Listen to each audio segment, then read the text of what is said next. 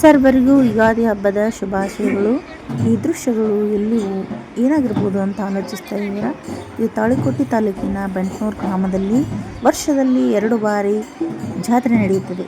ಆ ಜಟ್ಟಿಂಗೇಶ್ವರನ ಜಾತ್ರೆಯ ಒಂದು ದೃಶ್ಯಾವಳಿ ನಿಮ್ಮ ಮುಂದೆ ಕಣ್ಣು ಮುಂದೆ ಇದೆ ಅಂತ ಹೇಳ್ಬೋದು. ಹುಣ್ಣಿಮೆಯಲ್ಲಿ ಒಳಗೆ ಸಾಗುವಂಥ ಭಗವಂತ 15 ದಿನಗಳ ಕಾಲ ಭಕ್ತರ ಮನೆಯಲ್ಲಿ ಊಟ ಮಾಡುತ್ತಾ ಸಾಗುತ್ತಾ ಬಂದು ಅಮಾವಾಸ್ಯೆಯ ಸಾಯಂಕಾಲ 5 ಗಂಟೆಗೆ ಊರನ್ನು ತಲುಪಿ ಊರಿನ ಹೊರಗಡೆ ಇರುವಂಥ ಒಂದು ತೋಟದಲ್ಲಿ ಅವನು ವಾಸ ಮಾಡುತ್ತಾನೆ. ನಂತರ ಬೆಳಗಿನ ಜಾವ 4 ಗಂಟೆಗೆ ಹೊರಗಿನ ಕಟ್ಟೆಯಲ್ಲಿ ಅಂದರೆ ಪಾದಗಟ್ಟೆಯಲ್ಲಿ ಕುಳಿತುಕೊಂಡು ಎಲ್ಲ ಜನರು ಭಕ್ತರು ತಮ್ಮ ಹರಕೆಯನ್ನು ತಿಳಿಸಲು ಸಜ್ಜಾಗುತ್ತಾರೆ. ಇಲ್ಲಿ ಜಾತಿ ಭೇದವಿಲ್ಲದೆ ಸರ್ವಧರ್ಮದವರು ಈ ಭಗವಂತನನ್ನು ಪೂಜಿಸುತ್ತಾರೆ. ನೀವು ಡೊಳ್ಳಿನ ವಾಲಕವನ್ನು ನೋಡ್ತಿರ್ಬೋದು, ತುಂಬ ಸುಂದರವಾಗಿ ಡೊಳ್ಳಿನ ವಾಲಕವನ್ನು ಮಾಡ್ತಾರೆ. ಈ ಒಂದು ಡೊಳ್ಳಿನ ವಾಲಕದ ಜೊತೆಗೆ ಏಳಿಕೆ ಕೂಡ ಇಲ್ಲಿ ರೋಮಾಂಚನವಾಗುವಂಥ ಒಂದು ದೃಶ್ಯ. ಯಾಕಂದರೆ ಇಲ್ಲಿ ಹೇಳುವಂಥ ಏಳಿಕೆಯು ಬೇರೆ ಕಡೆಯಲ್ಲಿ ನಡೀತದೋ ನನಗೆ ಗೊತ್ತಿಲ್ಲ, ಆದರೆ ನಮ್ಮೂರ ನಮಗೆ ಸರಿಯಲ್ಲ ಅಂತ ಹೇಳ್ತಾರಲ್ಲ, ಆ ರೀತಿಯಾಗಿ ಇಲ್ಲಿ ಹೇಳುವಂಥ ಏಳಿಕೆಯು ಅಷ್ಟು ಮೈ ರೋಮಾಂಚನಗೊಳ್ಳುವಂತೆ ಇರ್ತದೆ. ಇಲ್ಲಿ ಮುಂದಿನ ದೃಶ್ಯಗಳಲ್ಲಿ ನೀವು ಅದನ್ನು ಕೂಡ ಕಾಣ್ಬೋದು. ಈ ಸಣ್ಣ ಮಗು ಡೊಳ್ಳಿಯವನರ ಜೊತೆ ಯಾವ ರೀತಿ ಆಟವನ್ನು ಆಡ್ತಾನೆ ನೀವು ನೋಡ್ಕೊಂಡು ಬನ್ನಿ. ಎಷ್ಟು ಸುಂದರವಾದಂಥ ದೃಶ್ಯ, ಮೈ ರೋಮಾಂಚನಗೊಳ್ಳುವಂಥ ದೃಶ್ಯ. ಹಾಗೆ ಭಗವಂತನು ತುಂಬ ಶಕ್ತಿಶಾಲಿಯಾಗಿದ್ದು ತುಂಬ ಭಕ್ತರನ್ನು ಹೊಂದಿರುವಂಥ ಭಗವಂತ. ಎಲ್ಲ ಧರ್ಮದವರು ಈ ಭಗವಂತನಂದರೆ ಪೂಜಿಸ್ತಾರೆ. ಅಷ್ಟೇ ಶ್ರದ್ಧಾ ಭಕ್ತಿಯಿಂದ ಎಲ್ಲರೂ ಈ ಜಾತ್ರೆಯಲ್ಲಿ ಪಾಲ್ಗೊಳ್ತಾರೆ. ನೀವು ನೋಡ್ತಾ ಇರ್ಬೋದು, ತುಂಬ ಚಿಕ್ಕದಾದಂಥ ಮಗು ಡೊಳ್ಳಿನವರ ಜೊತೆ ಆಟವನ್ನು ಆಡ್ತಾ ಇದ್ದಾನೆ. ಈಗ ಏಳಿಗೆ ಹೇಳುವಂಥ ಒಂದು ದೃಶ್ಯವನ್ನು ನಿಮ್ಮ ಕಣ್ಮುಂದೆ ಕಾಣ್ತಾ ಇದೆ. ನೋಡಿ ಎಷ್ಟು ರೋಮಾಂಚನಗೊಳ್ತಂದರೆ ಆ ಭಗವಂತ ನೀವು ಇದನ್ನು ಕಣ್ತುಂಬಿಕೊಳ್ಳುವಂಥ ಸುದಿನವನ್ನು ಇವತ್ತು ಬೇಕಲಿಸಿದ್ದಾನೆ. ಎಲ್ಲರೂ ನೋಡಿ ಆ ಭಗವಂತನ ಆಶೀರ್ವಾದ ನಿಮ್ಮೆಲ್ಲರ ಮೇಲೆ ಇರಲಿ ಅಂತ ಆಶಿಸ್ತೀನಿ. ಇಷ್ಟು ರೋಮಾಂಚನವಾಗಿರ್ತದೆ, ಎಷ್ಟು ಒಂದು ನೋಡಲು ಕೌತುಕವಾಗಿ ನೀವಿದ್ದೀರಾ ಅಂತ ನನಗೆ ಅನಿಸ್ತದೆ. ನೋಡ್ಕೊಂಡು ಬನ್ನಿ, ಆನಂತರ ನಾವು ಮಾತಾಡೋಣ.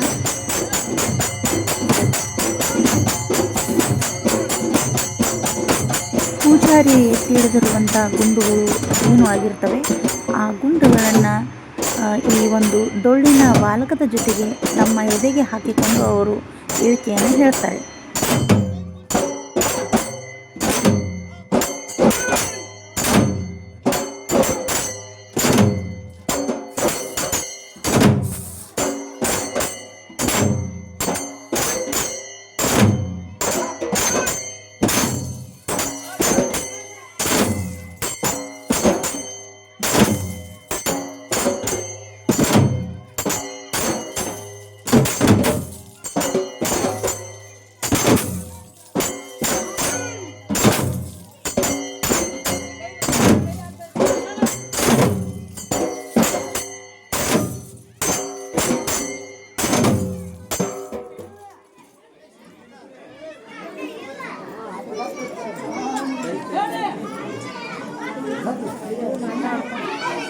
ಹೊಳೆಯಲ್ಲಿ ಏಳಿಕೆಯು ಕೆಂಪು ಬಿಳಿ ನಾಮಂತ್ರ ನಿಮ್ಮಂತೆ ರೋಣಿ ಕೂಡಿಯನ್ನು ಕಟ್ಟುತ್ತೀರಿ ತಿಳಿದವರು ಹೇಳಿದರು. ಒಬ್ಬರೇ ಪೂಜಾರಿಯು 3 ರೀತಿಯಲ್ಲಿ ಹೇಳಿಕೆಯನ್ನು ಹೇಳ್ತಾರೆ. ಈಗ ನೋಡಿ ನೋಡ್ತಾ ಇರ್ಬೋದು ದೃಶ್ಯದಲ್ಲಿ ಅಲಗದಿಂದ ತಮ್ಮ ಹೊಟ್ಟೆಗೆ ಹಾಕಿಕೊಳ್ಳುವ ಮೂಲಕ ಭಗವಂತನ ಹೇಳಿಕೆಯನ್ನು ಅವರು ಹೇಳ್ತಾರೆ ನೋಡಿ.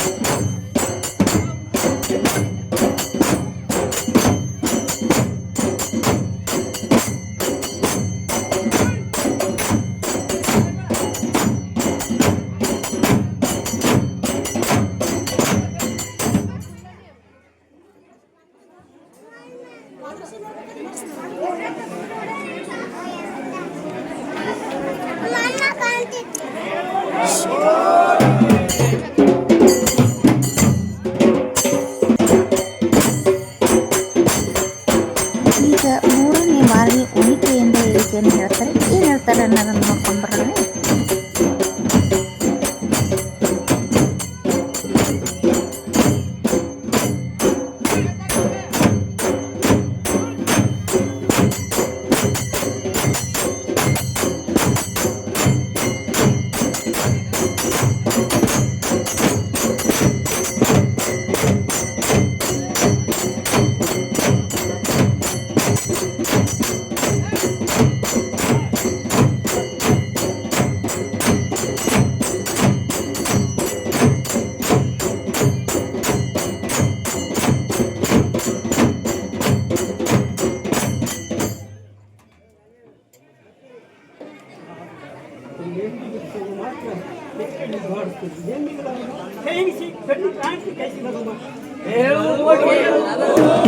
ಭಗವಂತನ ಮೂರನೇ ಹೇಳಿಕೆ ಇದಾಗಿತ್ತು, ನಂಬಿದವರನ್ನು ಯಾವತ್ತೂ ಕೈ ಬಿಡುವುದಿಲ್ಲ, ನಂಬದವರನ್ನು ಕೈನಿಗೆ ಕಂಡರೂ ಕೈಗೆ ಸಿಗದಂತೆ ಮಾಡುತ್ತೇನೆಂದು ಉಚ್ಚರಿಸಿದರು.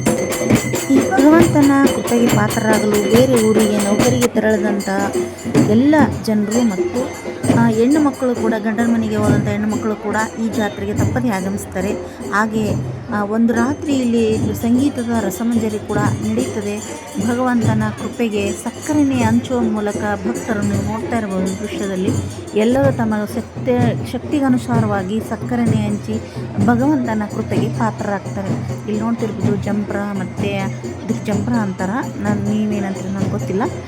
ಇಲ್ಲಿ ನೋಡ್ರಿ ಬೇರೆ ಬೇರೆ ದೇವರುಗಳ, ಪ್ರತಿಯೊಂದು ದೇವರುಗಳೊಂದು ಚಿತ್ರವನ್ನು ಈ ಒಂದು ಜಂಪರದಲ್ಲಿ ಅವರು ಅಳವಡಿಕೆಯನ್ನು ಮಾಡಿದ್ದಾರೆ. ತುಂಬ ಭಾರವಾದಂಥದ್ದು. ನಮ್ಮ ಮನೆಗೆ ಇದು ಚಾಜ ಇದೆ, ನನ್ನ ಮಗ ಇಟ್ಕೊಂಡಿದ್ದಾನೆ ಅದನ್ನು. ಅದಲ್ಲದೆ ನೋಡ್ಬೋದು ನೀವು ರಾಮಂದು, ಆಮೇಲೆ ಹನುಮಂತ, ಬೇರೆ ಬೇರೆ ಶಕ್ತಿವಂತ ದೇವರುಗಳ ಪ್ರತಿಯೊಂದು ಇದು ಕೂಡ ಈ ಒಂದು ಜಂಪರದಲ್ಲಿ ಕಾಣಿಸ್ತಾ ಇರ್ಬೋದು. ದೇವತೆಗಳ ಎಲ್ಲರೂ ಇದ್ದಾರೆ.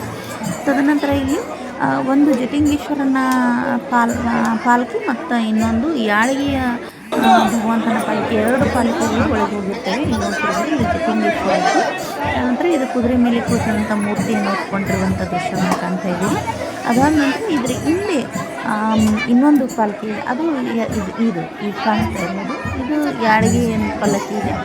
ಇದು ಕೂಡ ಬೆಳಗಿನ 8 ಗಂಟೆಯಿಂದ 10 ಗಂಟೆವರೆಗೆ 2 ತಾಸುಗಳ ಕಾಲ ಮೆರವಣಿಗೆಯ ಮೂಲಕ ಭಗವಂತನ ಗುಡಿಯನ್ನು ತಲುಪ್ತಾನೆ. ಇದೆಲ್ಲ ಮುಗಿಸಿದ ನಂತರವೇ ಹೊಳೆಯ ನೀರನ್ನು ತೆಗೆದುಕೊಂಡು ಹೋಗಿ ಮನೆಯಲ್ಲೇ ದೇವರುಗಳನ್ನು ಪೂಜಿಸಿ ನಂತರ ಬೇವು ಬೆಲ್ಲವನ್ನು ಸವಿಯುತ್ತೇವೆ. ಮತ್ತು ನೀವೆಲ್ಲರೂ ಈ ವಿಡಿಯೋವನ್ನು ಪೂರ್ತಿಯಾಗಿ ವೀಕ್ಷಿಸಿ ಭಗವಂತನ ಕೃಪೆಗೆ ಪಾತ್ರರಾಗಿರಿ ಎಂದು ಕೇಳಿಕೊಳ್ಳುತ್ತಾ ಈ ವಿಡಿಯೋವನ್ನು ಮುಗಿಸುತ್ತಿದ್ದೇನೆ. ತಮ್ಮೆಲ್ಲರಿಗೂ ಅಭಿನಂದನೆಗಳು.